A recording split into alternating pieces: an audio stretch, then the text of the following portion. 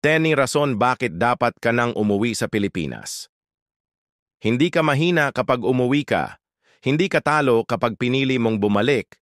Minsan, ang totoong tagumpay ay hindi nasa padala, kundi nasa presensya mo sa piling ng mga mahal sa buhay. Wala nang kapalitang oras. Habang nandito ka, lumilipas ang mga tao na wala ka sa mga importanteng sandali ng pamilya mo. 2. Hindi habang buhay malakas ka.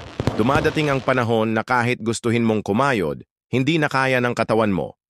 3. Umiiyak ka na sa tuwing natatapos ang video call. Kasi iba pa rin ang yakap kumpara sa virtual na halik. 4. Hindi lahat ng bagay mabibili ng dolyar. Hindi mo kayang bilhin ang peace of mind na dulot ng tahanan. 5. May mga magulang kang tumatanda. At hindi mo alam kung kailan ang huling pagkakataon para makasama sila.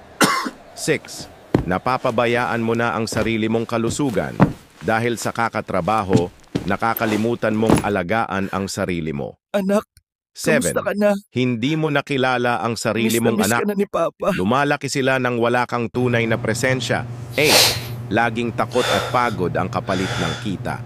Pagod ka sa trabaho, takot ka pang mawalan nito. 9. Nagsisilbi ka sa ibang pamilya, pero sarili mong pamilya kulang. Nag-aalaga ka ng anak ng iba, pero anak mo walang kausap. 10. Karapat-dapat kang maging masaya sa sarili mong lupang tinubuan dahil ang totoong tagumpay ay ang makasamang muli ang mga iniwan mo alang-alang sa pangarap.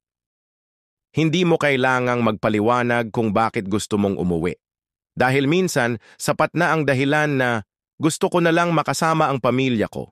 Kahit gaano kalaki ang kita, kung malungkot ka, kulang pa rin.